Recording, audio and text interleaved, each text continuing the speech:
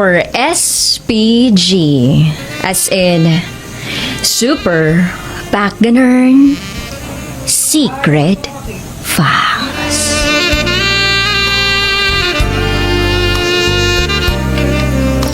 Hindi ko na napigilan.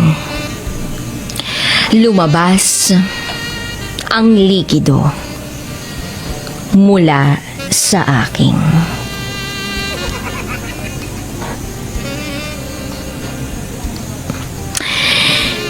ayoko sanang i-share itong istorya ko.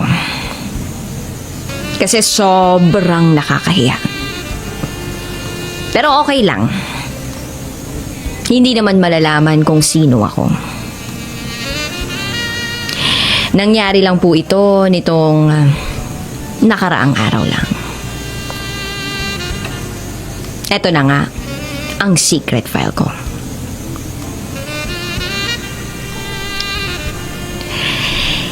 Itago nyo na lang ako sa pangalang Dang.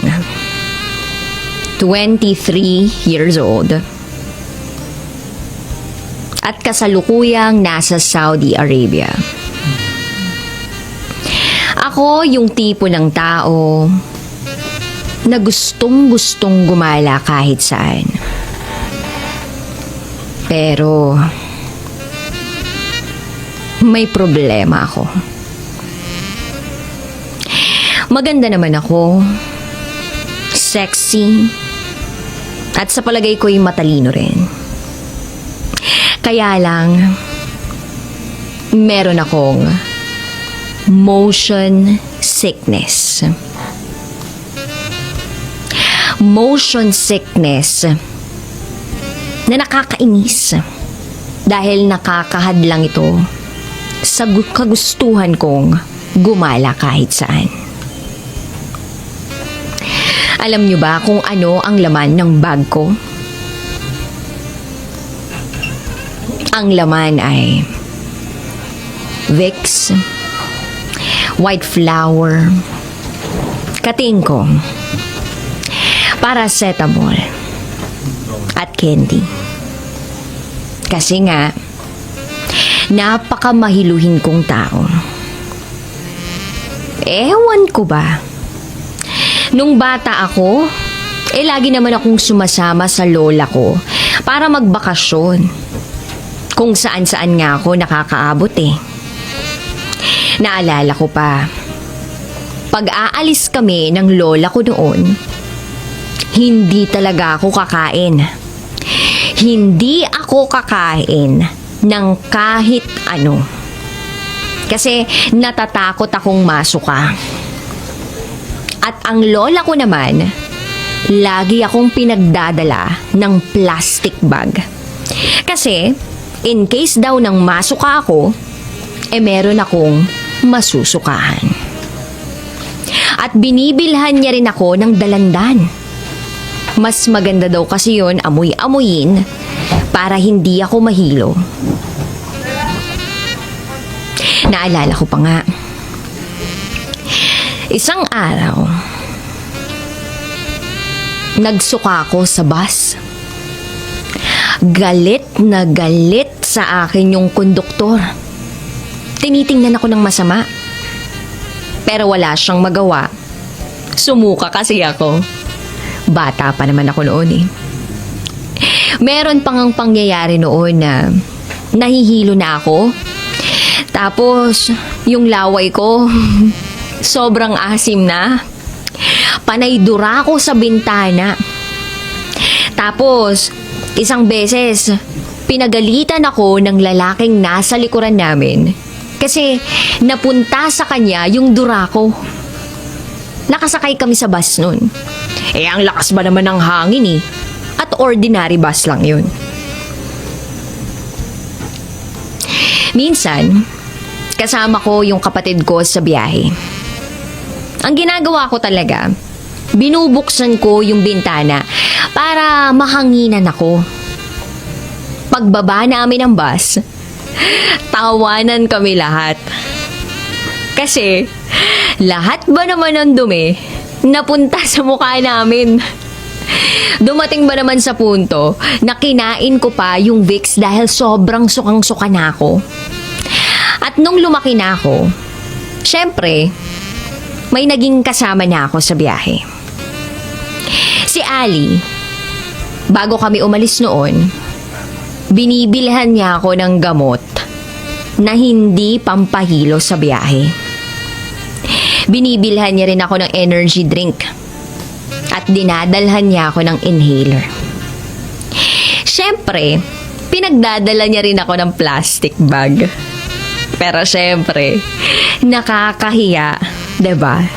Nakakahiya kasi ang tanda ko na, dinaig ko pa yung batang hindi sumusuka. Mas pinipili kong maupo palagi dun sa may malapit sa bintana kasi mas gusto ko yung natatamaan ako ng hangin kesa sa aircon. Doon kasi ako nahihilo eh. Kaya ang ginagawa ko rin, natutulog ako sa balikat ng kasama ko. Pero ewan ko ba, kahit mismo sa jeep, nahihilo pa rin ako. Sukang-suka din ako. Sabi pa nga ni Ali na kasama ko, o baka naman pati sa pedicab masusuka ka pa. Natatawa na lang ako. So yun na nga. Nitong nakaraang araw, bumiyahe kami ng mga amo ko pauwi sa bahay namin kasi galing kaming bakasyon. Siyempre, dala ko na naman ang mga baon ko. Yun nga lang, wala akong plastic bag. Kasi sabi ko napipigilan ko na naman yung suka ko. So, ayun na nga. Mga 9 oras din yung ibabiyahe namin. Hindi pa nakakaisang oras. Nakakaramdam na ako ng hilo. Kaya ang ginawa ko, natulog ako. Sinubukan kong matulog. Ang likot-likot nung alaga ko, panay galaw. Yung ulo ko, naaalog din. Napapasabi na lang ako sa sarili ko na, ayan, mawisit na bata to. Alam nang nasusuka yung tao eh. So pinabayaan ko na lang ang alaga ko. Sinubukan kong ipikit yung mga mata ko para talaga makatulog ako. Kaya lang, medyo may lubak yung mga dinaraanan namin. Kaya ayun na naman, nahihilo na naman ako. Nararamdaman ko na may umaakit na sa sikmura ko para lumabas na sa bibig ko. Pero nag-focus ako na hindi gumalaw. Kasi kapag gumalaw ako, alam ko, may ilalabas na ako. At pagkatapos ng ilang segundo, ang alaga ko, naglikot na naman. Dinaganan ba naman ako? Hanggang sa naipit ang tiyan ko. At umaakit na talaga sa lalamunan ko yung maasim na laway.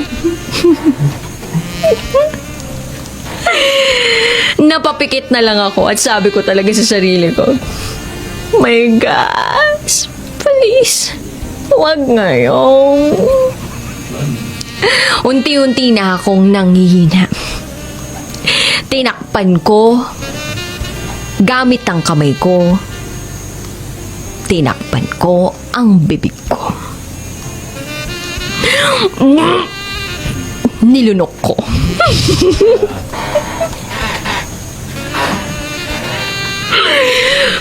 Pero nagpupumiglas.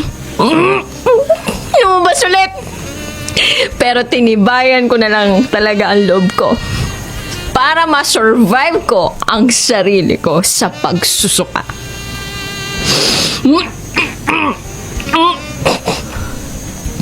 Nakatatlong lunok ako.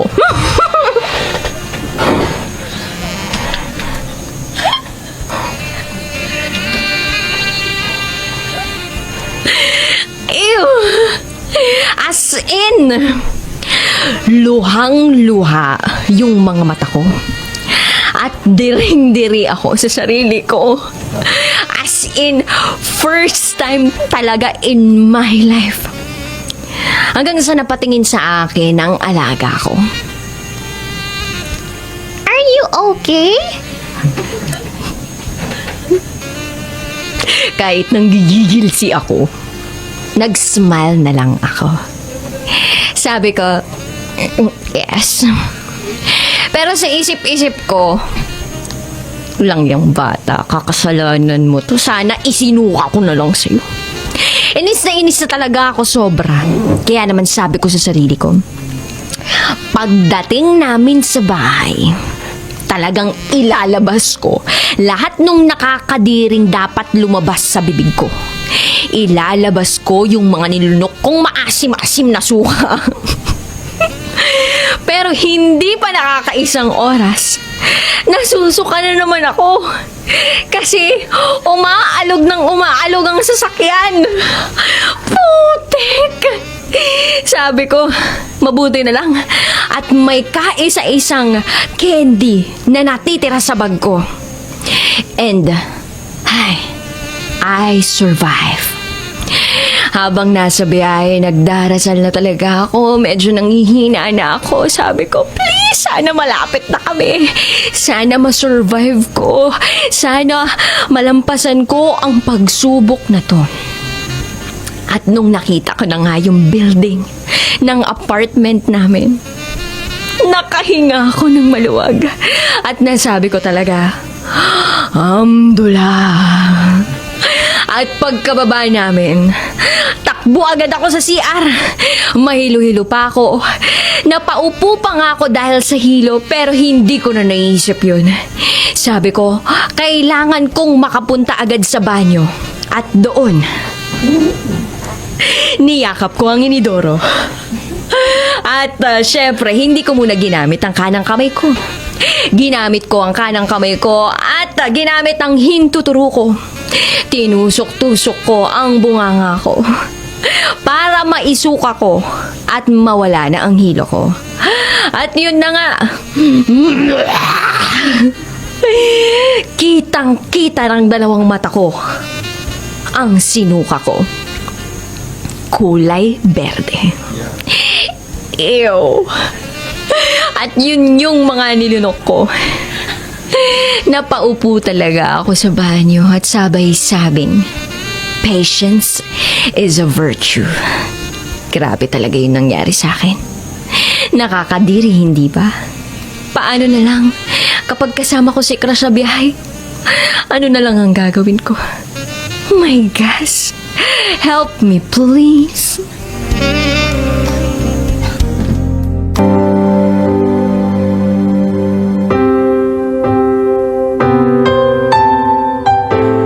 Kumikinang na tambalang Nicole Yala at Diego Bandido. Itago niyo na lang po ako sa pangalang Jordan, isang registered nurse dito sa Amerika. Ay, Jordan! George! George! Nagka-nickname. Super close. Kasi porque sinabi taga-Amerika. Ayun na naman po tayo. Basta ayun yung mga leveling. Basta lumabas na ng Asia. Ayan. George! Ayan. Isang registered nurse sa Amerika. Matagal na po akong taga-subaybay ng inyong programa at bahagi kayo ng araw-araw ko. Kasama ko kayo sa umaga, sa trabaho at maging sa mga tahimik na sandali. Mula sa simpleng pagtawa mag-isa hanggang sa pagtawa naming mag-asawa, sabay kaming humahalakhak, nalulungkot at nai-inspire sa mga kwento na mahiwagang Bornay. Lumaki po ako sa hirap. Wala po kaming sariling bahay at halos kada 2 taon ay kailangan naming lumipat dahil gagamitin na ang lupang tinitirhan namin. Ang tawag nga po sa amin, professional squatters. Karaniwang sardinas at tuyo ang ulam na kadalasan ay inutang sa tindahan. Naranasan naming kumain ng bubot na buko at nyog na pinipitas ni tatay sa likod ng bahay para lang malamnan ang kumakalam na sikmura. Kahit tubig na iinumin at ipapaligo, iniigib pa namin sa kapitbahay. Nasanay kaming kinukutsa, pinagtatawanan, pinagchichismisan, minsan itinatanggi pa ng kamag-anak. Hindi ko makakalimutan nung second year high school ako. Ilang araw akong pinagtawanan dahil sa rubber shoes kong halatang sa palengke lang nabili. Kakaiba kasi yung check na logo at sa lip na Nike, Mike yung nakaborda. Masakit, pero kinaya. Dati nga yung radyo namin, instead na Sony, Sony S-U-N-N-Y. Sa akin yung sapatos ko, sa Adidas Dati nga yung Abayanas ko. Basta di ko makuha yung spelling. Parang Abayanas, naging pataga Pampanga. Walang letter H. Nakakaloka. So, chill ka lang, George. We're in the same, We feel you. We know how you feel. Pagka-graduate ng high school, kumayod na ako kung saan-saan. Naging tagahalo ako ng semento, tagahugas ng pinggan, tagabili ng sangkap sa restaurant at nursing aid sa ospital. Sa kabila ng hirap, nagpapasalamat ako sa Diyos dahil binigyan niya ako ng tibay ng loob. Natutunan kong huwag magpaapekto sa pangmamaliit ng iba. Pasok sa isang tenga, labas sa kabila. Kahit harapan akong pintasan, ngingiti lang ako. Kasi hindi man ako relihiyosong tao, lagi kong naalala ang katagang ang nagmamataas ay ibinababa at ang nagpapakumbaba ay itinataas. Masipag lang po akong mangarap at magsikap. Walang pinipiling trabaho at walang reklamo basta marangal. Natutunan kong pahalagahan kung ano ang meron ako habang patuloy na nangangarap ng mas maganda. Kapag binabalikan ko ang nakaraan ko, hindi pa din ako makapaniwala. Biniyayaan ako ng Diyos ng isang napakabuting asawa na naniniwala sa akin at sumusuporta sa lahat ng laban ko sa buhay. Dahil sa kanya, ako ay isa ng lisensyadong nurse dito sa Amerika at may masayang pamilya. Hindi man marangya, hindi naman kinakapos. Kung dati nagtutulak ako ng kariton, ngayon nagmamaneho na ako ng sarili kong sasakyan. Kung dati pinagtatawanan ng sapatos ko, ngayon hindi ko na mabilang kung ilan ang meron ako. Dati tumatakbo lang ako kapag hinahabol ng aso. Ngayon sumasali na ako sa Run for a Cause. Sa mga kapwa ko tambalanista, nais ko lang iparating na hindi permanente ang hirap. Maaaring mabigat ang pinagdadaanan natin ngayon, pero hindi ibig sabihin doon na natatapos ang kwento natin. May kanya-kanya tayong oras. At higit sa lahat, may mas maganda at mas malawak na plano ang Diyos para sa atin. Maraming salamat po sa pagbibigay daan sa mga kwentong tulad nito. At sana ay kahit papaano makapagbigay ito ng pag-asa at inspirasyon sa iba. Ang inyong kumikinang na tagapakinig, Jordan.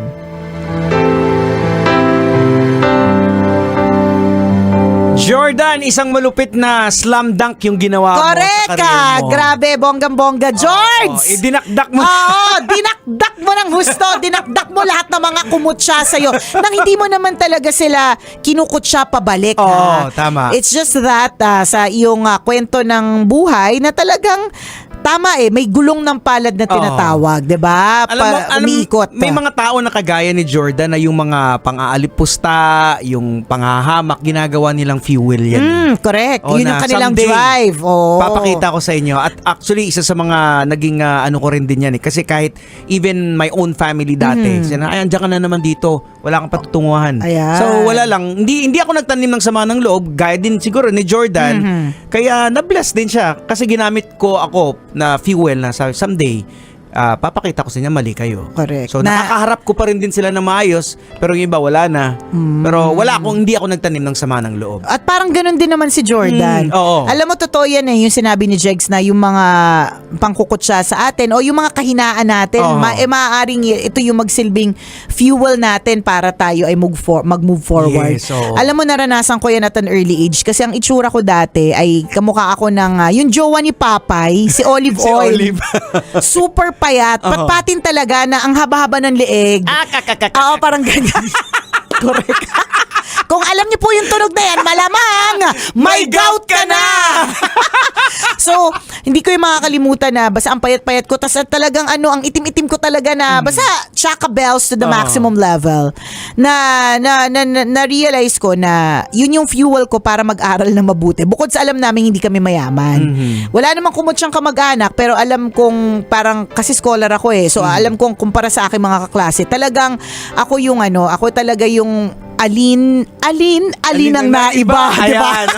Talagang ako'y naiiba kasi dati sa school namin, yung mga nakakapag-aral dyan, yung talagang mayayaman sila. Ngayon kasi, madaming nakakapag-aral na kasi nakapag-OFW na yung mga magulang. Ito talaga nung time namin, mga shindero. Mga talagang, mga alta talaga. Definitely, sa panahon mo, dahil nga yung school na pinasukan mo ay talagang ang papasok doon. Sa tapos, village yun tapos Oo. alam naman nila na ito lang yung buhay. Matindi yung diskriminasyon sa panahon natin dati. Correct. Although hindi naman ako naka-feel ng discrimination kasi mababait naman sila thankfully. Pero yung sa sarili labas, ko, yung mga kauri natin. yan. Diba? Sa sarili ko, alam ko talagang iba ako. So, yun yung fuel ko para mag-aral talaga ng mabuti. Bukod sa hindi na nga ako masyadong maganda, hindi pa ako mayaman, 'di ba? Tapos hindi pa ako matalino. Ano na? Ano nang natira sa te? 'Di ba? Syempre umaral ka na mabuti para umangat-angat ka naman. And ang kagandahan nun is nagamit mo naman yung katalinuhan mo. Hindi nga lang sa love life at hindi nga lang sa pera kasi nasa scam tayo dyan dati, 'di ba? Pero ito yung fuel o yung drive mo para to have a better life. Parang ganon. So, same with Jordan. Ganyan na. And I'm sure ikaw habang Tingin ko kabatch natin to si Jordan. Tingin ko. Baka magkakasabay lang tayo dito. Di ba scholar ka? Oo, scholar. Ako naging scholar din naman ako Tingnan mo. Baka si Jordan naging scholar din to Tropa natin yan. Kaya Ito na nga Kaya Jordan magaan talaga yung loob ko. Ito lang ang sasabihin ko, baka hindi pa namin nasabi ni Diego. Sama-sama tayo nung mga bata pa tayo. Ngayon nasa Amerika ka na. Ano na? Beka naman, Jordan. Beka naman, panaiki ka rin naman dyan, di ba? Pero ang ganda ng kwento mo. At Yes, saka, again, yung last statement ni Jordan, yung sinabi niya about kung ano man yung pinagdadaanan mo ngayon, malalagpasan natin. Hindi po ito yung ending ng kwento. It's also very applicable sa nangyayaring fuel crisis sa ating bayan. Hindi naman po ito yung ending. Correct. Huwag nating isipin na ito na, katapusan na po talaga ng Pilipinas. Wala na. It's the end. Hindi pa po. Pag hindi pa happy, hindi pa ending. Diba? So, malalagpasan rin Correct. din. Kasi ang buhay ay parang gulong. Umiikot po siya. Huwag kayong mag-alala, nandito naman ang Love Radio kasama mo. Kasama mo! diba? Sa mga bagay-bagay, sa buhay-buhay. At ang nagustuhan ko lang dito sa paglalahad ni Jordan ng kanyang kwento, wala siyang sinabing tao na sumama yung Oo, loob niya. walang gano'n na parang balang araw. Hindi, Oo. wala Kunento niya na may mga kumukot siya. Kasi yun naman talaga ang parte ng Oo. kwento, di ba? Pero hindi para balikan niya at Oo. sabihin, eto na ako ngayon, Ayan, di ba? kasi ako pinapakinggan ko yung pag-progress ng kwento niya. Wala siyang mga talagang babalikan ko, ipapakita ko sa kanila. Correct. Walang ganun Galing nga So parang yung journey niya, eto yung mga naging fuel niya sa journey niya. Kaya ngayon, nasa Amerika na siya. Yes. O, pag masayang bumalik ka dito pala. Sasabihin ko sana, wow, may pang-Amerika. Sabi ni Diego, pag nagkita tayo. Hindi, pag nagpadala ka. ng pang-pa-Amerika. Diba? Ako, iniantay pa natin. May nag-pledge sa atin ng donut. Oo, meron. Actually, kachat ko na Talaga ba? Oo, na humingi na ng address Kailan to? Next week? Hindi ko alam kung kailan. Basta alam mo na. Basta, alam mo na kung sino ka man, di ba? Hindi kami naniniwala hanggang wala pa dito yung donut. Ayan. Ay, nakakalurky. O siya, salamat na marami. Yan. Thank to you, Jordan. Thank you. What a heartwarming story. A nice way to end the week of Yes. Easter. Yan. Ayan. So, salamat na nga marami sa'yo for sharing your story with us. At kung ikaw, Kabisyo, meron ka rin kwento na gusto mong i-share sa amin, pwede mo kaming i-email. Send your stories at mahiwagangburnaystory@gmail.com. Hanggang dito na lang po ang tambalang kumikinang. Muli ako pong kumikinang ulo, Diego Bandido. At akong kumikinang ina mo, Nicole Liala. Kailangan pa bang i-memorize yan? Basic! Please welcome ang aking crush Ay, wow. from the Cool Pals, Roger Naldo! Oy, thank you. Roger! Hi, Rog. Ano masasabi mo sa intro ko? Gusto ko yung Anong favorite part? yung unfiltered na boses. Yan. Unfiltered na boses. Gusto ko kasi mag-filter ng boses pero wala palang ganun eh. AI, mga ganun. Oo. Kala nila AI ka. No? Oo, minsan, Oo, tumatawag minsan. ang tabinan ko. Nakakatawa kanina. So, behind the scenes, nung kadadating niya lang, excited na ako kakwentuhan ka. However, intentional yung pagtayo ko sa lamesa kasi gumugulong na yung convo natin dun eh. Sayang. So, gusto ko kapag nagkwentuhan tayo, unfiltered talaga kasama sa camera. Tapos, tinanong ko na rin po siya, kapatid, sabi kong ganun, baby. Ay, sabi ko. Okay, baby. Ano? Sabi ko, wala ba magagalit? Anong sagot mo? Yung wala kasi internet yung pamilya ko, sabi ko. Wala na internet. So, Sure ka ba? wala, Meron. pinutol ko eh. Hindi mo binabayaran. Hindi ko binayaran. So, ayun, wala, okay lang. Oo. Ang layo mo naman. Yan! Kunin yung kape mo para mag-cheers Ganito, tayo. ganito. Kunin mo yung kape mo. Oo nga. Nag-aalala ako baka kasi matapon. Oo, pero thank you for saying yes. Hindi ka nagdalawang isip. Pagka-read mo nung chat ko sa Viber, sabi mo, yes, pupunta ako. Buti hindi ka masyadong Actually, hectic. tinanggihan ko si Kuya Kim para dito. Hindi, joke lang. Joke lang. Hindi nga. Hindi. Cheers, Oh, cheers. cheers tayo. Kinakwento mo sa kanina, kanina ko lang nalaman na employee ka pala. Oo. Na-discover ka dun sa The Cool Pals. Kwento. Dati kasi listener lang ako ng Cool Pal. So, may segment doon na parang mag-share ka ng kwento. Akala nila nakapilter yung boses ko. Kasi tumawag lang ako via Zoom. So, wala ako akala nila filtered yung boses ko. So, yun. So, Ano yung shinare mo? Kasi syempre humingi ka ng payo. yung meron kasi ako office mate dati na nilalandi yung boss namin. So, Hiningi mo ng payo yung ibang tao. Oo. Napaka-chismoso mo. Napaka-malicious. Tapos, walang ano sa akin eh. Walang makismis eh. So, sinisip ko yung iba. Diba? Nilalandi niya yung boss ko. Hindi ko alam eh. Pero before pa naman nun, comedian na talaga ako. Stand-up comedian na talaga ako. Oo, saan? Sa Comedy Manila. Oo, nakikita ko. Stand-up na ako, ganyan-ganyan. Pero yun, doon ako nagsimula sa Cool Pal. Tapos Tapos yun, later on, parang pabalik-balik na ako, ini-request ako ng mga tao, ganyan. Oo nga. Sabi nila yung ngongo, ganyan. Sabi ko, gago kayo, hindi. may tanong ako, hindi ka na-offend? Hindi. Nung una. Hindi, parang kasi na-immune ko na eh. So, bata pa lang, parang gano'n. Ito may kwento ako. Go. Nung bata ako, sobrang nabully ako. Kahit yung mga ngongo sa amin, tinatawag ako ngongo. Putang ina. Alam mo naman, Di ba, puta? Galing. Galing ka alala, puta. Pwede ba wag mo na dito? Yung mo tinatawag. Yung mga ngongo sa amin. Naalala ko yung sa Taguig yun. Lower Bikutan, Taguig. Tatlong magkakapatid ng ngongo. Mga putang ina nyo kung nasan man kayo. Pangalanan na daw yan. Nakalimutan ko na eh. Basta tawag ka sa lang. Ngongo 1, ngongo 2, ngongo 3. Pag kami tumitigaw ng ngongo, napapalingon kami 4 eh. sino sa amin? Bigyan na natin ito.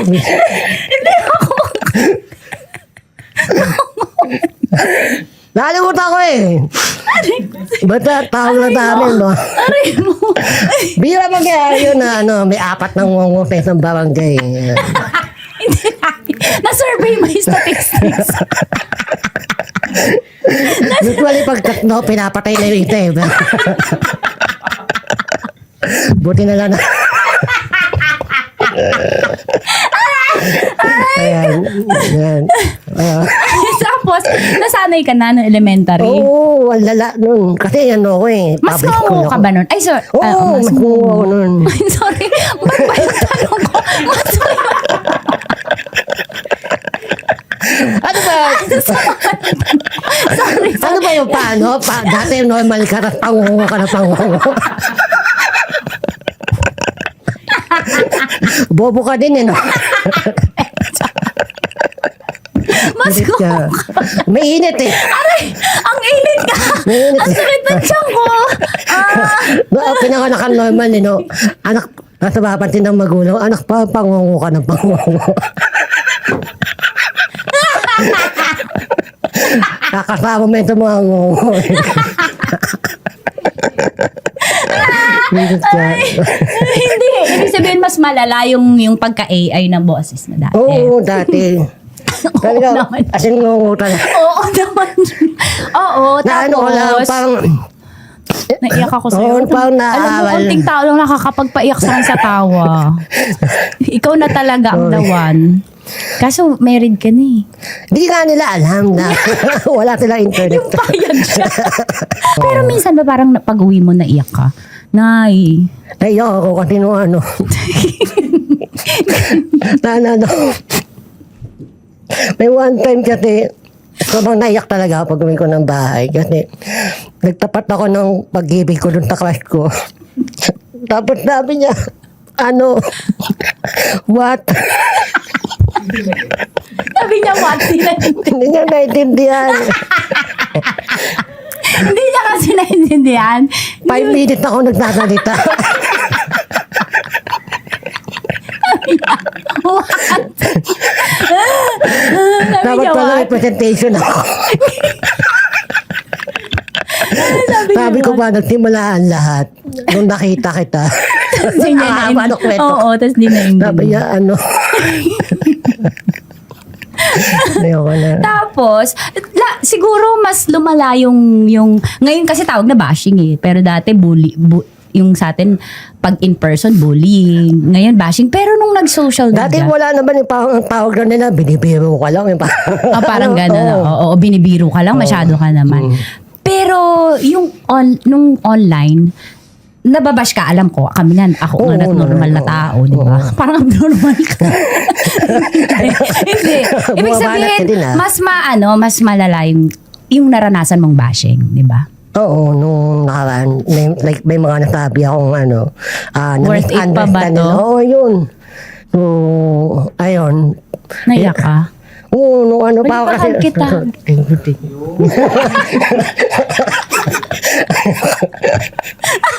Ano ba yun? Parang damog devoting yun. O tapos? Tapos yun, naiyak ako. Sorry. Oo. So, dumarating pa rin sa point na si Roger Naldo ay naaapektuhan. Oo naman. Katao din naman tayo eh. And hindi pa ako ganun kasanay sa sa showbiz. Oo. Totoo. Showbiz na buhay, parang yun. Ayun. Babulin ka ng babae, no? Hindi, tingin ko. Kasi ako, Meron naman. Na Siguro mapagnet mo. siguro ano na lang, parang nung medyo nakikilala ka na. at saka kasi, alam mo kung bakit ang isa sa'yo na, nakakahatak, bukod sa sense of humor, yung self-confidence mo. Basta tandaan niyo yan na sa mga listeners and viewers natin, hindi lang sense of humor ang attractive sa isang lalaki at sa isang tao. Ang self-confidence. Sabagay. Ang lakas ng self-confidence mo. Ito na, may sumulat sa'yo. Sa ating dalawa. Ay, sige. Pero dahil lagi naman ako dito, ikaw magpapayo. Sige. So tatanungin ka lang kita. Dear Tita Max Uy. and Roger, meron po akong live-in partner na provider at loyal. Pero, emotionally, parang roommates lang kami. Hindi po sweet, hindi marunong maglambing. Ako lagi ang clingy at nagyayaya. Pag nasa labas po kami, ayaw niya din ng PDA o yung clingy sa isa't isa. Kaya parang tropa lang kami pag magkasama kami sa labas. Tanong ko lang po, may iba kaya siya ganun sa akin na cold? Next, magiging malambing kaya siya in the near future? Kasi baka pag lagi siyang ganon, tas eto yung love language ko, baka manlamig ako sa kanya. And last, paano siya magiging sweet sa akin? Love, May iba kaya siya called sa akin? Pili ko wala naman eh. May mga lalaki talaga na gano'n na hindi hindi siya Clingy. clingy. Hindi siya- ganito. Akala ko yayakapin mo ko eh. Pwede Pero naman. pwede na. Ay. Sige, order pa tayo ng titig.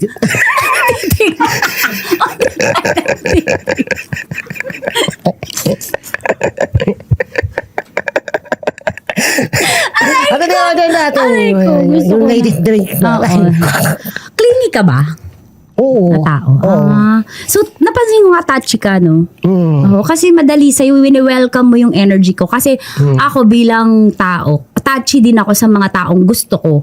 Sa mga taong feeling ko comfortable ako sa kanila. So, ikaw din, wini-welcome mo yung ganong energy. Oo. So, gusto mo na sa relationship, touchy, ganyan, holding hands, ganun. Gusto mo yan? Oo, lalo na paggabi, pag alam mo yun.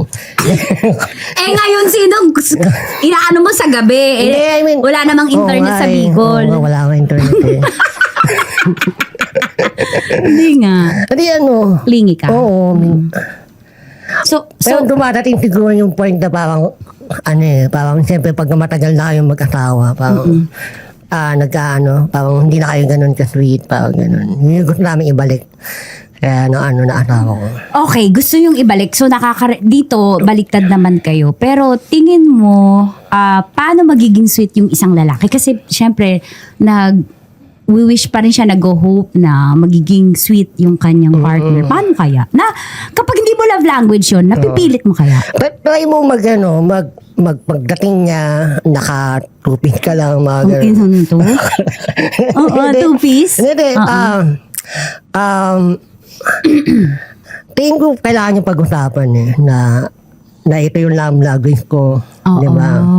Kung kaya mo, So, kaya mo- pa rin, usap pa rin ng Usap pa rin, solusyon, no? oo. Kasi baka naman, kasi ganito, inisip ka na palagi ng mga, siguro ng mga, lalo na mga misis, na pag uwi ng mister nila, kailangan sweet nila. Pero yung mga mister kasi may trabaho eh. Alam mo yung pagod ka na sa trabaho, ng babae ka. Hindi, joke lang. Nakarelate, Hindi. okay. Pag uwi mo ng Pagod ka, tas na pagod babae ka pa. Oo, hindi. Tapos di ka na nagiging clingy. Oo, hindi kasi minsan pagod ka sa trabaho, so wala ka ng energy. para Oo, maging totoo sweet. yun. Oo. Ako naman naiintindihan ko kung ganun ka na maiintindihan kita. Huwag kang mag-alala. Hindi. Walang Hindi, okay lang. internet. Wala na internet. Hindi nila alam. Oo, so mapag-uusapan. Ano pa rin, no? Usap pa rin ng Oo solusyon. naman. Ito pa din. Importante yun. Importante. Ano pa love language ng isang Roger? Kasi si Ate Girl kanina, physical touch, tsaka words of affirmation. Mga words of affirmation ka ba? I love you ka ba? Oo, kaso hindi naintindihan na minute ko eh. Pag sinasabi ko. Maano lang eh. Lumilipad lang sa ulo Ano hindi eh. naintindihan? Bakit? Sabi mo nga, I love you. Ganun Oo, pa. Naintindihan naman. baka kasi hindi hinihinaan mo lang. Siguro, parang minsan ginugulat ko. I love you. Parang Oo. hindi yan.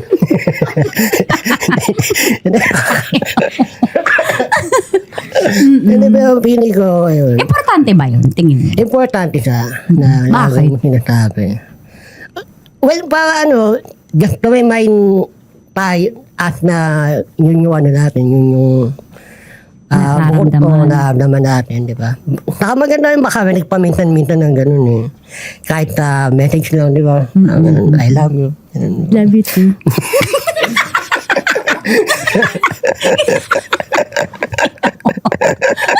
Wala talaga internet. Walang internet sa Bicol. Correct. So, words of affirmation, yes. Ano pang love language ng isang Roger? Giving. Mahilig ako Talaga? magbigay. Yung pa naman hinahanap ko. Oo. Ay, nako. Manda ka sa mga cool pants. Manda ka talaga. Oo, talaga? Oo, So, giving. giving and receiving. O, giving lang. Giver ako. O, giver ka. Kahit walang bigay sa akin. Ako same kasi. Oo. Receiving and giving din ako. Mm-mm. So, may provider mindset ang isang Roger. Oo naman. Alam mo ba, malakas makahatak, din yan, attractive din yan sa isang lalaki. Oo. Ang dami ko na ang checklist na yun. Kaya nga Appear. True. Yan. Oosh. Wala din nila alam to. Oo, hindi nila napapanood. Okay. Anong payo mo kay MM? Sabi niya, paano siya magiging sweet? Bukod dun sa magsuot ng two-piece o bukod dun, Pag-usapan nila. ano sasabihin? Halimbawa, ikaw yung babae, o kakausapin mo ako kasi hindi ako clingy. Oo, tayo Ikaw nga. yun. Nagsuot Baby. na ako. Oo, nagsuot na ako ng two-piece. Hindi ka pa. Pinagluto na kita. Di ba? Pinatulog ka na maaga yung mga bata. Kaso pagod na ako eh. Nakabuka ka, anak ko. Gago. Nakabigang ka. Ganito. Ayan, go. Oo. Pero yun, kausap talaga Usap talaga. lalo pag mag-asawa, no, dapat unfiltered na kayo. Hindi, ikaw ba, alam mo, passive-aggressive ka ba? Yung nagpaparinig lang o kaya silent treatment lang? Pag lalaki, hindi confrontational, alam ng mga lalaki yan. Minsan, Totoo ba? Minsan na meet out ng mga lalaki, yung mga social ko yun, di ba? Oo. Pero ikaw, nadidiscern mo, halimbawa, Minsan hindi. halimbawa ako, nagta-silent treatment ako, hindi mo alam kung ano yung mali mo. Ay, may gano'n na. Alam ko na may mali. So, pag gano'n ng silent treatment na. So, minsan kasi tattle yung mga tattle yung mga babae. So, minsan malalaman ko na, may mali pala ako ginawa. Ganun. Pag nalaman mo, sinasabi mo ba na, hindi ka na uulitin? O bigla na lang kayo nagbabati? Tinatry ko na na ayusin, na hindi na ulitin. And then, siyempre, magbabati kayo. Tapos magte-text na kayo. Magte-text? Magte-text na kayo. Ayan. Tapos, So, Roger, meron tayong top 5 questions na sasagutin mo. Sige. Unfiltered ka naman, kaya go. Oo. Ang dami natin pinag-usapan. Correct! Meron pa! Go! Sige. Number 1. Ano ang unang tinitingnan mo sa babae? Ano ko eh. Ba't ka naninig? As, puwet, Puwet puwet, ako. puwet. Oo. Ito yun. Yun. Gusto mag-explain? Ayaw ka lang mag-explain. Wala ka lang yan dun eh. Parang yan na yung pinaka-natural na Oo, sagot mo. sagot eh. Oo. Okay, top 2. Top question number 2. Nakipaglandian ka na ba sa iba habang in a relationship ka? Oo, di ba yung kanina? 10 to many yun. Oo. Binata pa naman ako. May Ganun. O, di ba? May paliwanag. Paano pa kami ngayon magtitiwala sa lalaki? O, di ba? Well, kung ako nga nagawa ko, paano pa nila? Anong damay? Hindi. Mukha mo ba, Roger? Hindi, binago na ako ng panahon sa ni Lord. Wow, nandadamay ka pa talaga ng Lord. Hindi, naniniwala naman ako. So, Oo naniniwala naman. ako sa'yo. Nung bata pa ako nun. Ano payo mo sa mga, hindi pa graduate, na hindi pa binago ni Lord at saka ng panahon? Siguro din, may time for everything. There's a time for everything. Tsaka magastos pag maraming babae. Okay Depende lang. sa Kaya mo babae. i-maintain. Kaya mo i-maintain. Depende sa babae. Kaya mo mag-maintain madami. Kaya na, kaya na yata. Oo. May isa akong anak na hindi mag-aaral. Kaya na yan! Kaya na yun. So, at least honest, kaya na yata. Ibig sabihin, wala. Di ba? Depende sa Yung babae. dalawang anak ko, hindi mo na mag-aaral. Hindi mo na nila kakain. Hindi na mag-merienda siguro. Merienda lang naman. Sacrifice yung isang meal. Para sa rice. Aray ko! Yung papa mo, hindi naman nagpadala.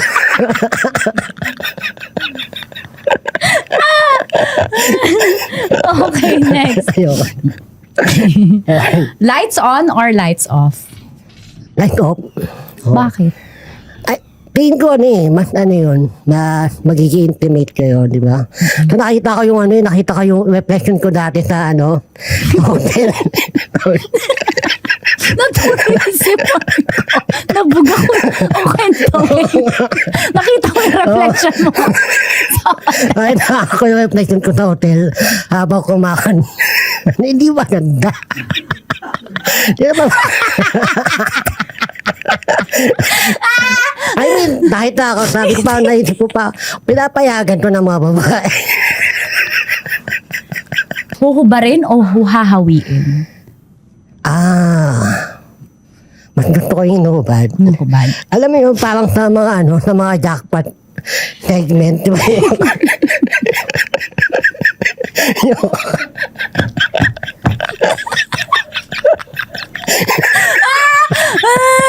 Then explain. Di ba? Ah. Alam mo yun, yung papakita na yung yung reveal na yung yung reveal na yung Yung nakuha mo? Yung premyo? Oo, yung premyo mo. Oo, Tapos unti-unti. nagtisigawan yung mga tao. Ang Laban! pinili! So, hindi ko ba? Hindi Oo, lang maganda pinahawi. yun, oo. Oo. Hindi lang. Pero na-try mo na maghawi lang. Walang thrill eh. Mas gusto ko yung parang gano'n yung sa jackpot. Oo, Yung oo. ano parang... Mabilis o dahan-dahan na Oo, hubad? dahan-dahan. Ah, dahan-dahan. Yung parang pan-jackpot nga, yung gano'n. Oo. Yung binabalik pa ulit. Ah! Maniwala ka sa... Kung magra-roleplay tayo, anong gusto mong role mo? At role ko? Sige. Ikaw si Snow White. Pero imbis na si Prince Charming yung makatuloyan mo, yung Seven Dwarfs. Yung sa mga lalaki, alam ko na panood nyo to eh. Alala! Nasiyaw ko, no? Snow White ako, ikaw yung isang Oo, dwarf. oo, isang dwarf. Oo, yun yung roleplay na gusto mo. Ako si Horny.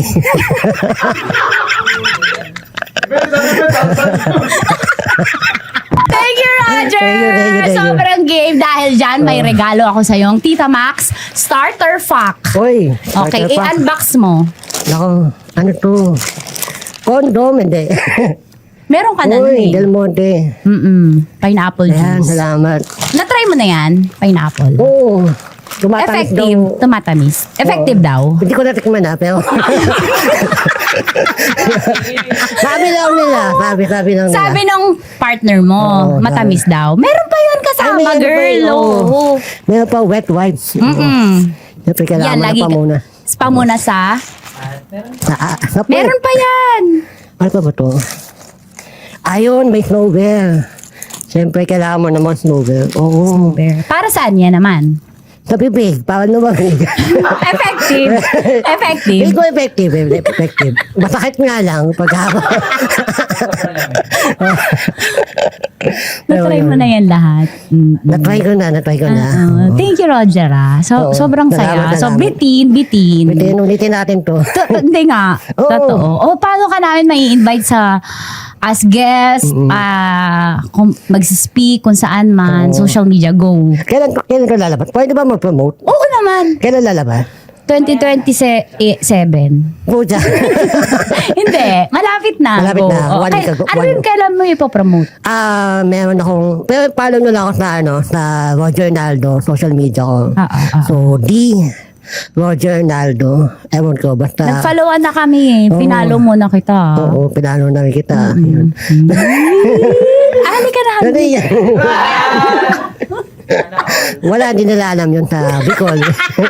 Palakpakan natin, Roger Naldo. Salamat. Thank you. Thank you. At sana makasama ka pa rin namin dito sa mga susunod na podcast namin. Salamat. Thank you. Kahit walang TF, thank you ah. Oo naman. Wala ba to? Akala ko may...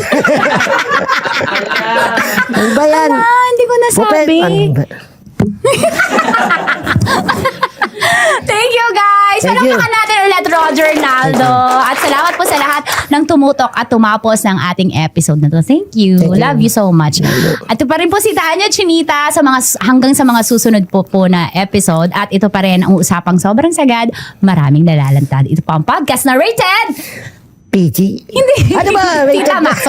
Isa pa. Hindi ko alam. Hindi nyo ako Rated Tita Max, isa pa. Ito po ang usapang sobrang sagad. Maraming nalalantad. Ito po ang podcast na rated. Tita Max. Thank you. Thank you. Thank you. And now, it's time for DJ Rocky's Secret Files with Joe. The Halloween Special.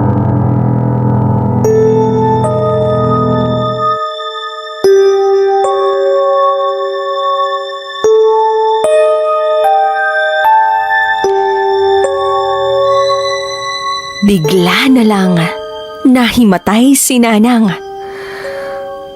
at nagsalita na boses lalaki.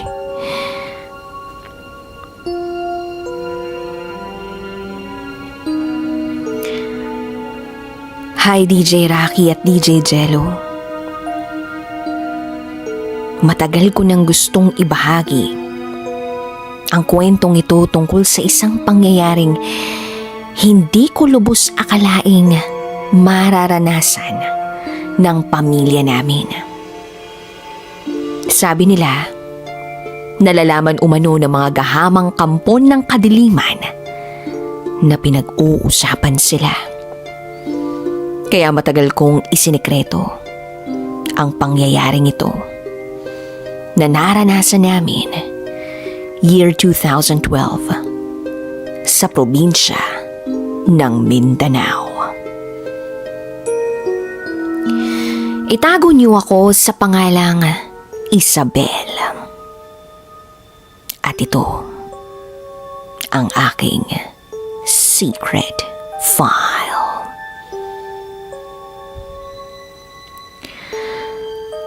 Laki ako sa lolo at lola. Simula pagkabata, ay gabi-gabi kaming magkatabi matulog ng lola ko. Isang araw, sinabi ng lola ko na magbabakasyon muna siya sa Cebu para bisitahin ang panganay naming kapatid. Nakakapanganak lamang. Bago pa man nagpakasal ang ate ko, ay naging magulo ang pamilya namin dahil hindi magkasundo ang lola namin at ang biyanan ng ate ko. Kaya nung pumunta na siya sa Cebu, ay ikinagalit ito ng kanyang biyanan.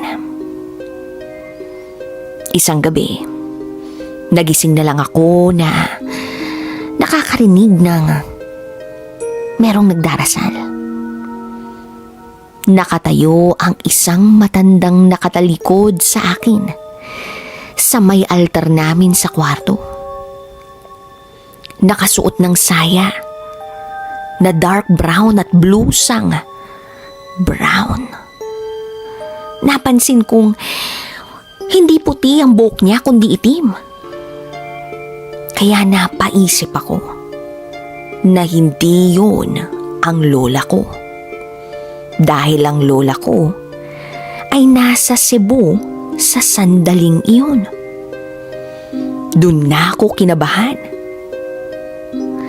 at natakot. Para bang sasabog ang puso ko.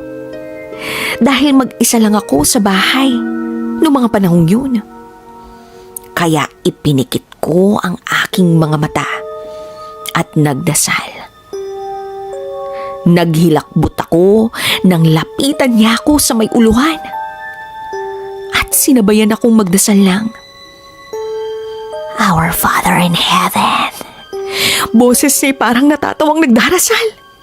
Diyos ko, para atang ikamamatay ko na ang pangyayaring yun at pinilit ko na lamang tapusin ang dasal ko. At pinilit kong matulog sa ilalim ng kumot.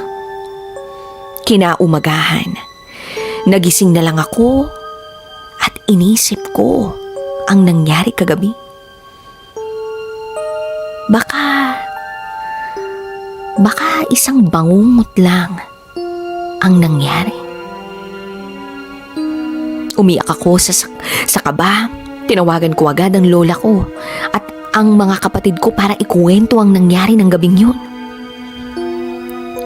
Yun na pala ang simula ng kulam kay lola. Lumipas ang 2 linggo. Umuwi na si Lola sa Mindanao. Nagulat na lang kami nang mapansin naming lumobo ang kanyang tiyan. At pag ginawakan mo, ito ay matigas. Hindi rin maayos ang kanyang paglalakad. Sabi niya sa amin ay bigla na lang daw siyang nagkasakit doon sa Cebu. Kaya agad na siyang umuwi.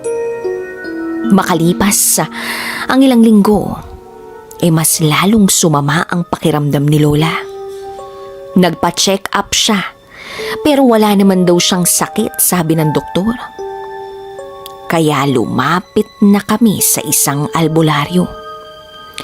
Unang albularyong nilapitan namin ay matagal ng manggagamot na kilala namin. Sinabi nito na nasa ilalim umano ng kulam si Lola. At ang gumawa nito ay si... Pangalan ng biyanan ng ate ko ang binanggit ng albularyong ito. Hindi kami naniwala. Hindi naman kasi kami mapaniwala sa mga ganong bagay. Pero naniniwala kami sa kapangyarihan ng pagdarasal ng mga manggagamot at mga herbal medicines at lana na binibigay sa amin. Lumapit kami sa isa pang albularyo na kilala ng kaibigan ng lola ko. Ganun pa rin ang naging resulta ng hula. Ginawa na rin ng lola ko ang lahat ng utos ng mga albularyo para maging maayos ang pakiramdam niya. Ngunit ang sabi ng mga ito, napakalakas. Napakalakas nitong nilapitang mambabarang nang gustong kumulam sa lola ko. Kaya naghanap kami ng mas malakas na albularyo. Kinailangan namin bumiyahe ng ilang oras para makapunta sa bukid na iyon. Ang lalayo ng agwat ng bawat bahay. Sobrang tahimik at parang laging makulimlim ang panahon doon. Ang bahay niya ay maliit, pero merong second floor. May mga manika na nakakatakot. May mga iba't ibang kulay ng kandila. May telang itim sa buong sala na may nakapintang buwan, sementeryo, mga bungo, at baligtad na krus. Doon namin natuklasan na maitim na mahika ang gamit ng albularyong yun. At napagtanto namin na hindi pala albularyo ang nalapitan namin kundi kampon ni Santaras at isang mangkukulam. Pero nandun na kami at wala na kaming choice sa mga panahong yun. Sobrang malubahan na si Lola. Para bang nasisiraan na siya ng bait. Binalik namin siya sa ospital pero humina lang siya. Kaya naman, pagpasensyahan nyo na sa ikukwento kong ito ha. At sana, huwag gagayahin ang mga susunod ko pang sasabihin, DJ Rocky at DJ Jello. Nakipagkontrata ang mga anak ng lola ko sa mangkukulam na iyon. At itago natin siya sa pangalang Nanang. Bungi siya at hirap magsalita. Para masugpo ang barang na pumasok sa katawan ni Lola, ay sinabi niyang kailangan niyang pumunta sa sementeryo para mag-alay ng dasal alas 12 ng hating gabi, kasama ang mga anak ng aking lola. Ngunit walang gustong sumama sa kanya dahil sa takot. Ginawa ni Nanang mag-isa ang pag-aalay ng dasal sa sementeryo. Simula noon, ay kahit ano-ano na lamang ang nakikita namin sa bahay. May mga multong nagpapakita, pintuang biglang bumubukas, at dahil sa takot namin ay hindi na kami napipirmi sa bahay. Mahirap mang paniwalaan ang lahat. Maging kami. Hindi namin maisip na totoo lahat. na totoo ang mga demonyo at multo. Maraming ginawa si Nanang sa bahay namin na pagdarasal at isa na doon ang pinagkasundoang Friday the 13th na magtitipon-tipon ng lahat sa bahay namin at mag-aalay ng isang malaking pagdarasal. At hindi namin lubos mapaniwalaan ang mga sumunod na pangyayari.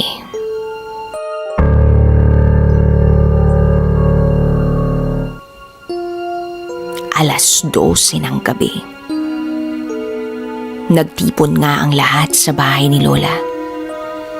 Gumuhit si Nanang ng malaking bilog sa sahig at ginuhitan niya ng parang hugis bituin ang gitna nito. Nakapalibot ang mga itim na malalaking kandila at siya ay pumagitna sa mga ito. Nakapalibot sa bilog na iyon ang lahat ng mga anak ni Lola. Nagdasal ng Latin si Nanang at parang may iniimbitang kung sino man. Oo, may iniimbita siya. Hanggang sa bigla na lang siyang nahimatay. At makalipas ang ilang segundo, bigla na lang siyang nagsalita. At ang boses na lumabas sa kanyang bibig ay hindi boses ng isang babae kundi lalaki. Lalaki na malakas ang boses, na malakas ang tono. Para bang sinasapian siya, dumilat siya. Bumigla na lang bumaliko ang kanyang katawan at nagulat ang lahat. Nang maging maayos ang pagsasalita ni Nanang. Pero nag-iba ang boses. Boses na parang nanggagaling sa kailaliman ng mundo. Yung buo, yung malakas at nakakakilabot. Inisa-isa niyang tanungin ang mga anak ni Lola. Ako ang hari ng dilim. Naniniwala ka ba sa akin? Napatitig kami sa isa't isa at sabay tumayo ang mga balahibo namin. Parang humihigop ng lakas ang boses na iyon at hinangin ang buong lugar namin.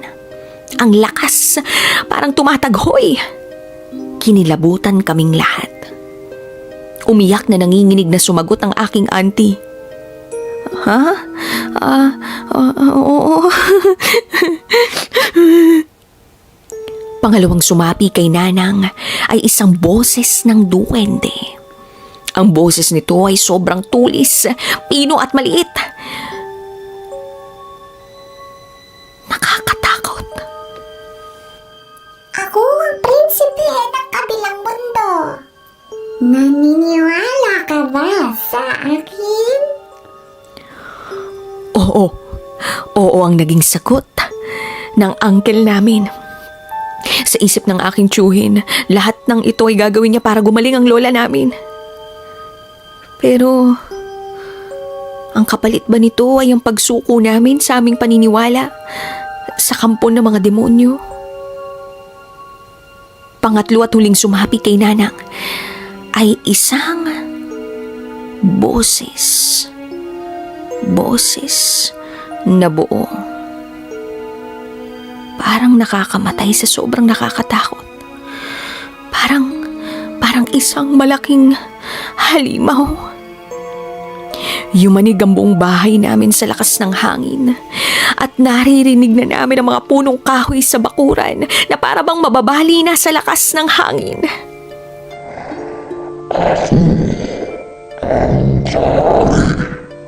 Sa kalaliman ng mundo,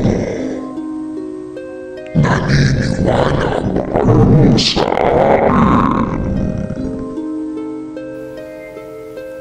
Wala nang nakasagot.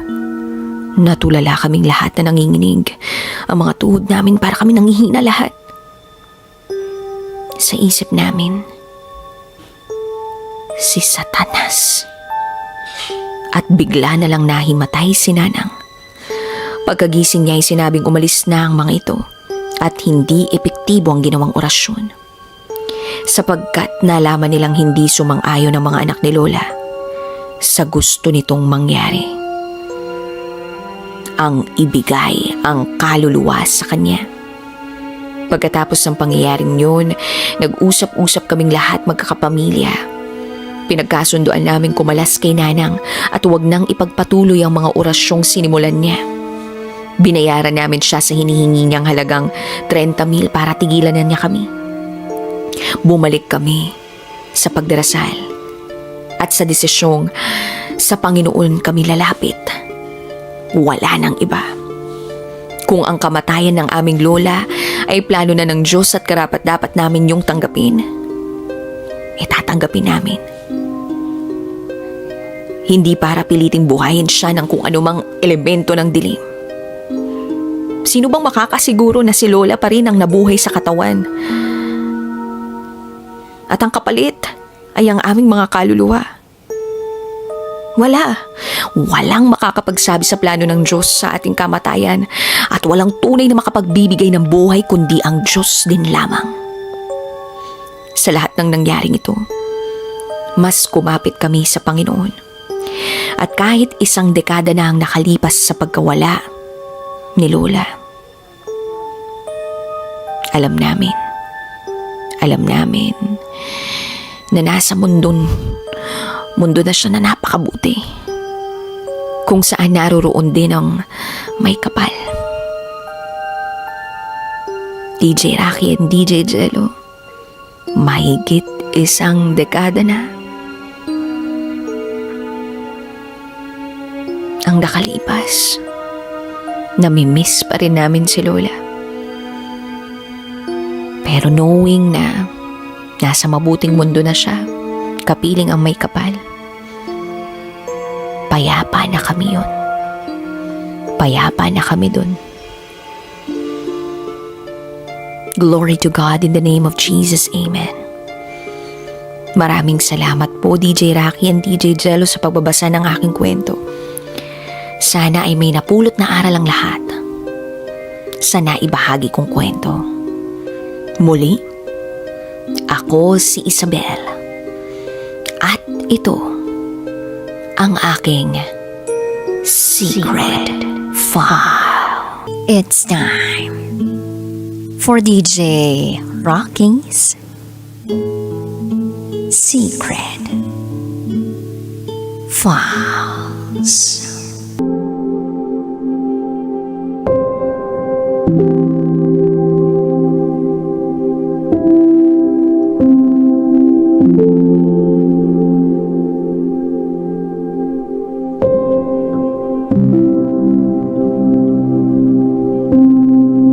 Hanggang ngayon, ang alam nila ay virgin pa ako. Pero ang totoo, hindi na.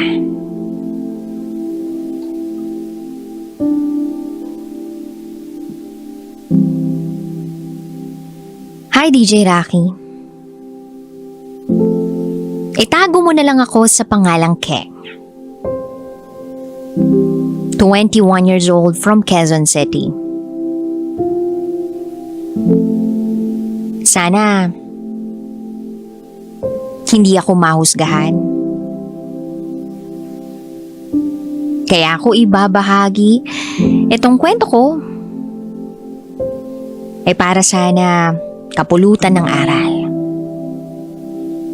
This is my secret file.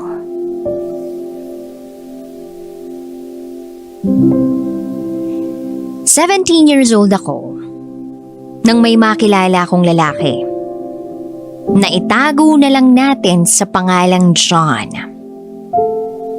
Nang makilala ko siya, 19 years old na siya.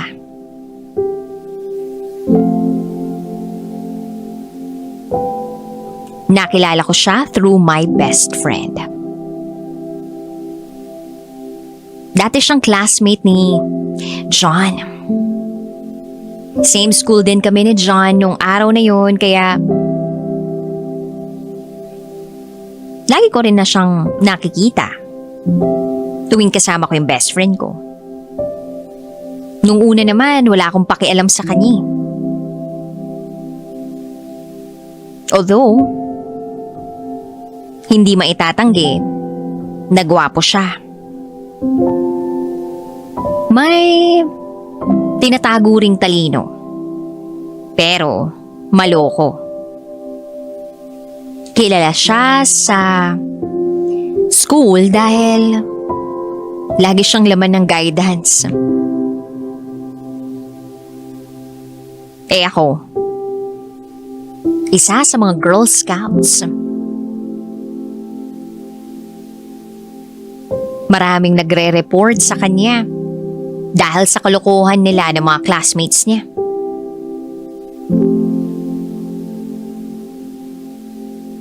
Pero, hindi yung dahilan para hindi sila maging closed ng best friend ko. Itong si John, laging kasama ng best friend ko tuwing break time namin. Ultimo pagkain inihingi. Then araw-araw na kaming nagkikita. May time na nagkakasalubong kami ni John sa school kapag duty ako sa principal's office. Madalas ko silang sitahin dahil ang ingay nila. Naakala mo mga sigang tambay sa kanto. Nakuha pa ni John ang inis ko nung mga panahong yun. Dahil pati ako, hindi rin nakaiwas sa pang-aasar niya.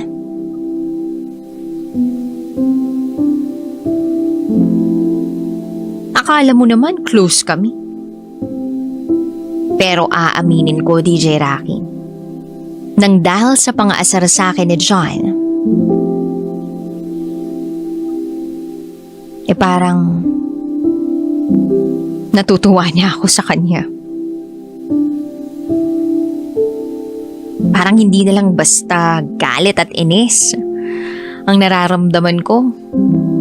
May kasama ng kilig. But then, alam ko sa sarili ko at sinabi ko talaga sa sarili ko na hinding-hindi ako magkakagusto sa loko-lokong yun. Time went by, unti-unting napapansin ng best friend ko na nagiging close na kami ni John. Kaya ang nangyari, inaasar na tuloy ako ng best friend ko kay John.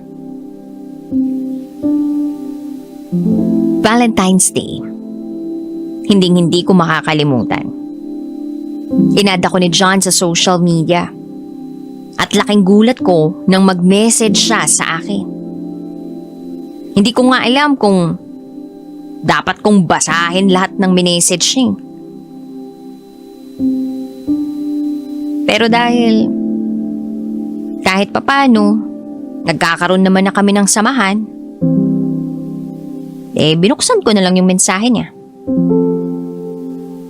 At ang tanong niya sa akin ay, sasali ka ba sa sayaw bukas? Tinatanong sa akin ni John kung sasayaw raw ako. Hindi. Kaya sumagot ako ng, duty ako Kaya hindi. Anong pake mo? Siyempre, kunwari lang na maldita tayo. Pero deep inside, kinikilig ako. Ayun. Chat-chat na kami. Parang kaya niyang paamuhin yung tigring ako. Ewan ko ba, DJ Rocky? Then, Feb 16. Birthday ng best friend ko. Siyempre, invited ako At invited din si John. Nag-chat sa akin yung best friend ko. Uy, dapat maganda ka mamaya kasi ikaw yung best girl ko sa party. Nag-reply naman ako ng, syempre naman tol. Pero kabado ako, DJ Rocky. 6 p.m. ang start ng party ng BFF ko. Kaya bago mag 6 p.m. nag-makeup na ako at nagsuot na ako ng dress. Tiningnan ko yung itsura ko sa harap ng salamin. At masasabi ko na isa na yun sa pinakamatino at pinakamaganda kong itsura sa buong life existence ko. So eto na nga. Dumating na ako sa venue.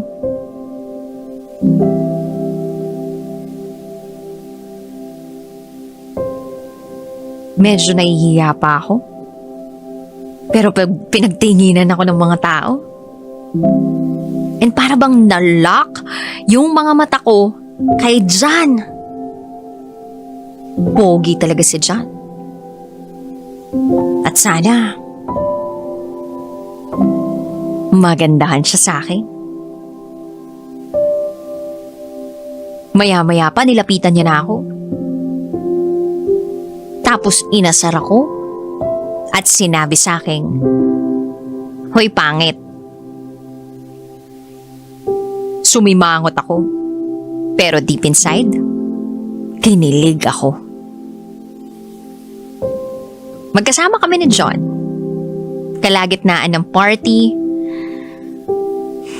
nakaramdam ako ng hilo. Naparami ako ng shot. Pumasok ako sa isang kwarto para magpahinga. Arkilado naman ang buong resort kaya kahit saan pwedeng matulog. Pagpasok ko sa kwarto,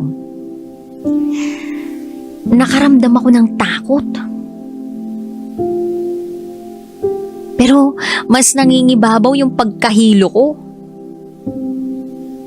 Kaya nag-cellphone ako doon sa loob ng kwarto kahit nahihilo ako.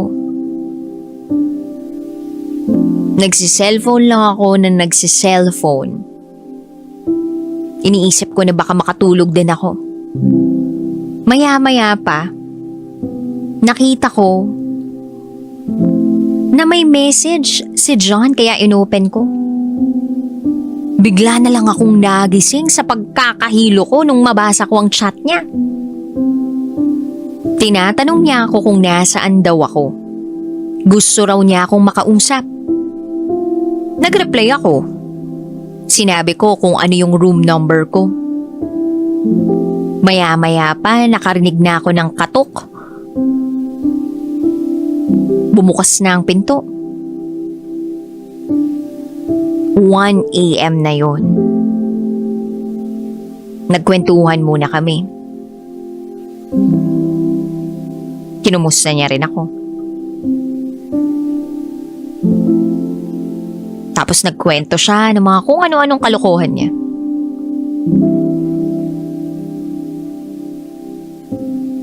Ipipikit ko na sana yung mga mata ko, DJ Rocky. Pero, bigla na lang niyang sinabi sa akin ng, "Pwede pa kiss?" Natawa ako sa tinanong niya sa akin. Sumagot ako ng, "Tarantado ka no?" Tapos sabi ko sa kanya, "Sige na, umalis ka na at matutulog na ako."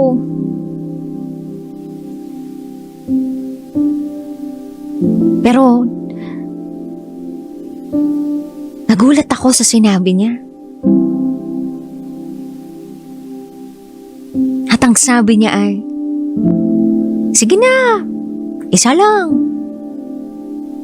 DJ Rocky, noong mga oras na yun, halo-halong emosyon ang nararamdaman ko.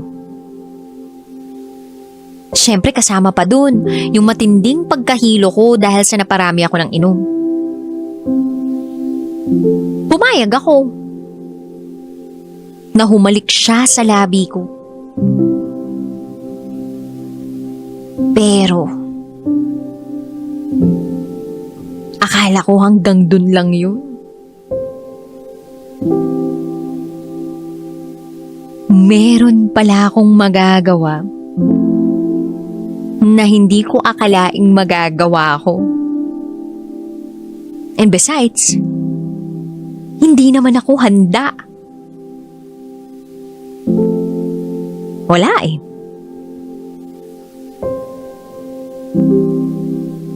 Damang-dama ko yung excitement, yung kaba, yung kilig. Kaya wala na akong nagawa.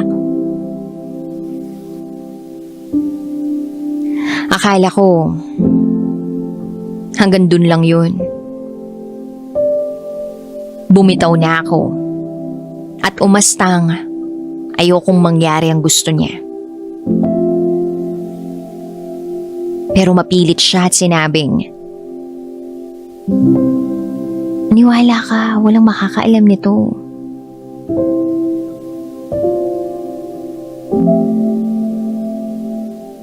At dahil matagal-tagal na kaming magkaibigan, at nakuha naman niya yung tiwala ko, sumagot ako ng sige. Unti-unti niyang hinawakan ng kamay ko. Then naklakbay na ang mga kamay niya sa mga hita ko.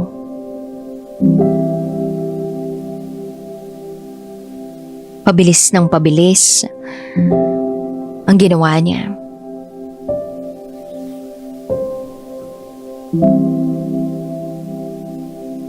And after mangyari ng bagay na yon,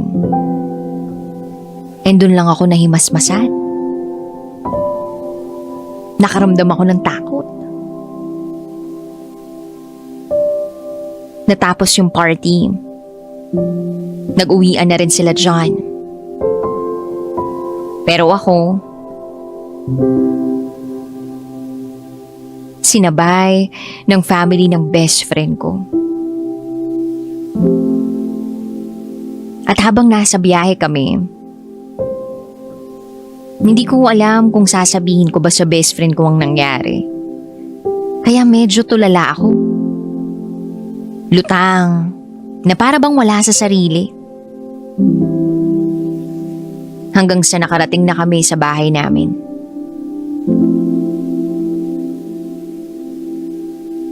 Nagdaan ang araw. Wala kaming chat ni John sa isa't isa. Naisip ko na baka nahihiya din siya tulad ko. Then the following day, nag-message si John. Bumati siya ng good morning. Tinanong niya ako kung kumusta ako. Sabi ko okay lang ako. Kahit na gustong sumigaw ng isip at puso ko na naguguluhan pa rin ako. Na nagigilty ako. Kasi bakit ko nagawa yun? Bakit namin nagawa yun? Maya-maya pa ay nag-message uli si John. Nangihingi ng sorry.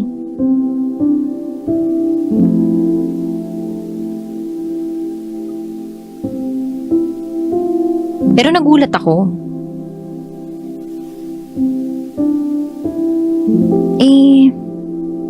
Bakit siya nangingi ng sorry? Wala man lang siyang sinabing explanation dun sa sorry niya? Wala man lang siyang nabanggit na nagawa niya?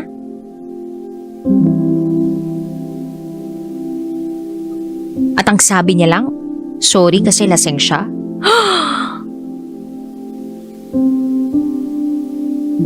Yun yung kadalasang naririnig ng mga babae. Kapag merong lalaking gumalaw sa kanila. Kaya dumagdag sa isipin ko kung ginusto rin kaya ni John ang nangyari sa amin o baka dahil lasing lang din siya. Mabaliw-baliw ako kay iisip. Kaya nag-reply ako kay John at sabi ko, Okay lang. Sana sa atin na lang yun nangyari. Medyo matagal na bago niya nakita yung message ko. Then dumating ang Lunes. Makikita ko uli si John. Kinalma ko ang sarili ko. Then nakita ko si John at ang mga kaklase niya. Ewan ko ba sa sarili ko kung bakit ako nakakaramdam ng hiya? Pati takot. Na baka ano ang sabihin ni John sa akin, na baka pagsabi ni John ang nangyari sa amin sa party. Pero nagulat ako nung lumapit sa akin si John, binati niya ako ng nakangiti. Agad din ako nag-hello sa kanya. At doon ko napagtanto sa sarili ko na mahal ko na pala si John.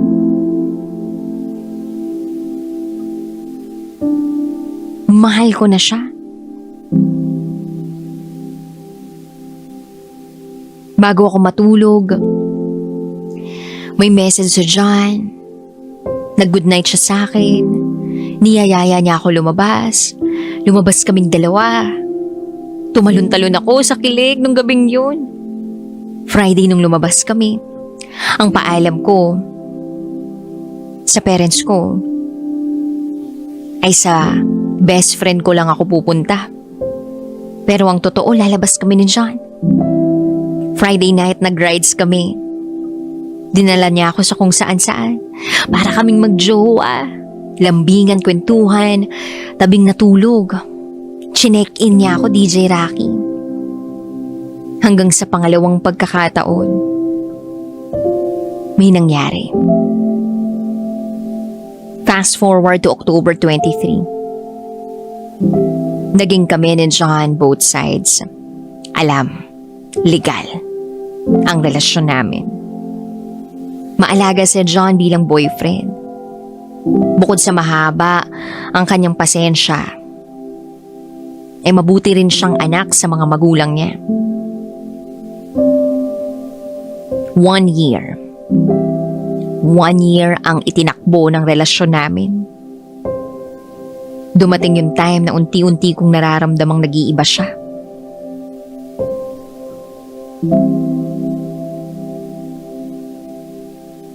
Tinanong ko siya kung ako pa rin ba o may iba na siya.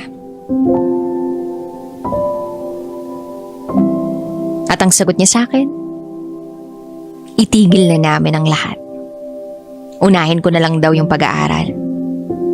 Babalikan niya raw ako pag okay na. Nangako siya sa akin, DJ Rocky, na wala siyang ibang mamahalin habang nag-aaral kaming dalawa. Nagdesisyon akong pumayag sa gusto niya dahil totoo naman na dahil sa relasyon namin, medyo nalilihis kami ng focus. Nawawalan kami ng focus. Kasi lagi kaming laman ng rides. Nag-hotel kami. Kaya kahit masakit sa akin, tinanggap ko yun. Up until now, close kami ni John. At ako pa rin ang girlfriend niya. Or should I say, acting girlfriend niya. Sa ngayon, ang alam ng mga taong nakapaligid sa amin ay virgin pa ako. Na puro pag-aaral lang ang inaatupag ko. Pero ang totoo, hindi na. Sa mura kong edad, naisuko ko ang sarili ko sa taong mahal ko. Sana balang araw ay maging kami na ni John. Sa tamang pagkakataon, sa tamang sitwasyon, at sa tamang oras. Sana hindi magbago ang pangako niya. Sana matupad niya yun. At itutuloy ko ang buhay ko. Umaasa